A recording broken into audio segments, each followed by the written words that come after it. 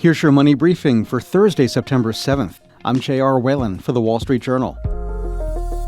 The Wall Street Journal teamed up with College Pulse and Statista to sort through volumes of data and rank schools according to some of the most important criteria that students and families consider when choosing higher education.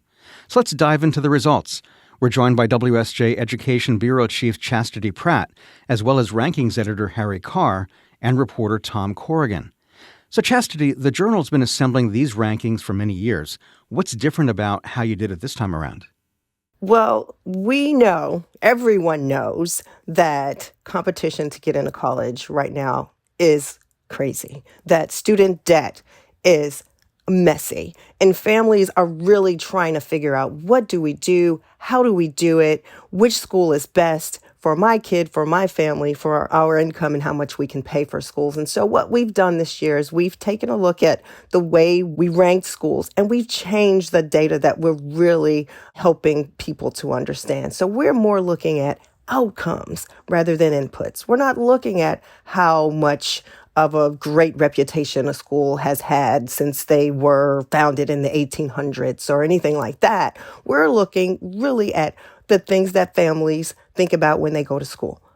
Is my kid going to graduate? Are they going to get a good salary? The outcomes. So the key thing here is that we're doing much more to measure the value that colleges are adding for their students in terms of salaries, in terms of boosting their chances of graduating from the college. It's the colleges which are doing the most for their students in terms of those outcomes, which are going to do the best in our ranking this year. So Chastity, were you surprised by any of the results that came from the new approach? There are some surprises there. We're used to seeing the prestigious schools, the Ivies or the Ivy adjacent schools, do well in every single category in a lot of different rankings, and even in our rankings in the past. But now that we're measuring things differently, there are some smaller schools, some liberal arts schools, some public schools, some private schools that are really doing well by their students. And in some cases, they're doing better than schools that we would have expected to be dominant in some categories. Princeton comes at the top. There's a lot of the usual suspects make up the top 10, but there are a pattern you can see in the types of colleges which are doing very well out in our ranking. Some of those are particularly around STEM-related subjects and business-oriented schools. So Babson College, which focuses very much on entrepreneurship, get into the top 10. New Jersey Institute of Technology do very well. Rose-Hulman Institute of Technology are in the top 20 and haven't been at that end of the rankings for us before. We also found that several small liberal arts colleges, those were Amherst, Claremont McKenna, and Swarthmore, performed really well in the rankings. These are very small schools. They have fewer than 2,000 students. But if you look at enrollments at the top medical schools and law schools in the country, they punch well above their weight. Amherst was 8th, Claremont McKenna was 9th, and Swarthmore was 11th. Harry, tell me about how you factored in a student's salary after graduation and how that played into the results. So that's a big part of what we're doing. It's not all of it. We do also have a big survey looking at the learning environment, which I think we'll talk about in a bit. But this is obviously your money briefing, and money is a big part of why people go to college. It's a gigantic investment for students, and they want to make sure that they're getting the biggest bang for their buck. And what we're doing is looking at what we think those students at a given college would go on to and what the college is actually contributing for those students. Again, it's the value that the college is adding for those students that we're measuring, not just their success, but the contribution of the college to that success.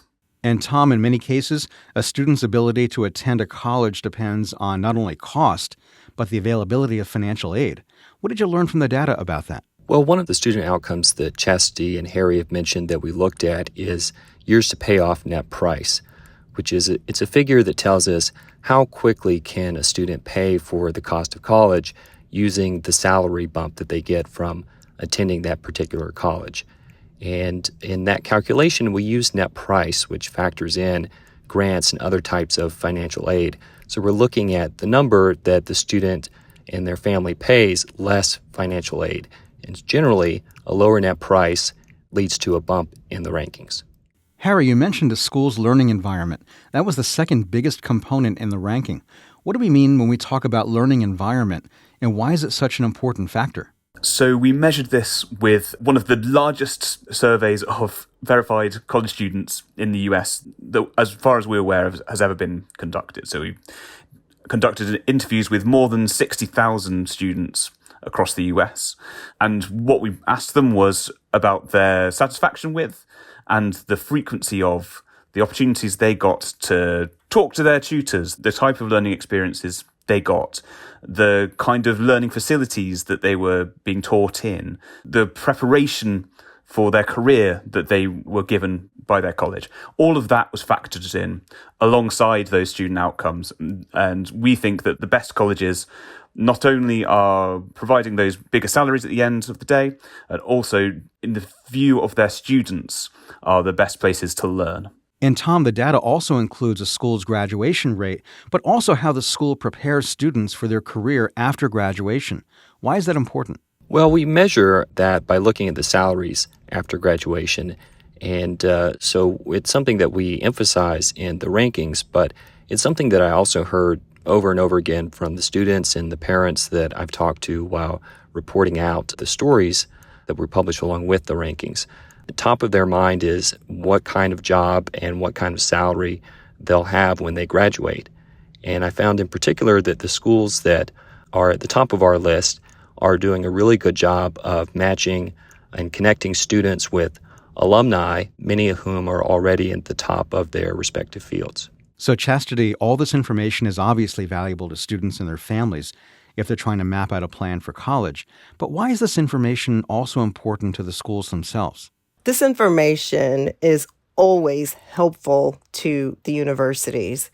Typically what you'll see, especially in those schools that are ranked high, and in this instance, schools that are getting high scores in the student surveys, they're going to use this for marketing. They're going to use this to say, look at us, we're great, we're at the top of the Wall Street Journal post-college rankings. It's instructional for families, but honestly, it is something that the colleges look at and as something that can help them to attract students. So yeah, there's multiple advantages for everyone involved. Chastity, where can people find these rankings, and how will it help them in making a selection about where to go to college? The rankings are right there at WSJ.com. And here's the thing, JR, this is helpful, useful information for families. So when you look at the Wall Street Journal Pulse college rankings, a student will know exactly what they're going to get for their money. And not only that, we're doing this extensive student survey. The students who have gone to these colleges tell you what it's like after having attended while they're there. What's the best party school? What do I feel about the community and the social life there? Would I choose this again? Would I tell my friends to come to this college? So it's really a wide-eyed view of the college from top to bottom and what you're going to get. And, we've not done it like this before. No one else has. And I think it's going to be great for families and for students. Our thanks to WSJ Education Bureau Chief Chastity Pratt, as well as rankings editor Harry Carr and rankings reporter Tom Corrigan. And that's it for your Money Briefing. Today's show is produced by Ariana Osperu, with deputy editor Chris Zinsley. Our supervising producer is Melanie Roy. I'm J.R. Whalen for The Wall Street Journal. We'll be back tomorrow morning. Thanks for listening.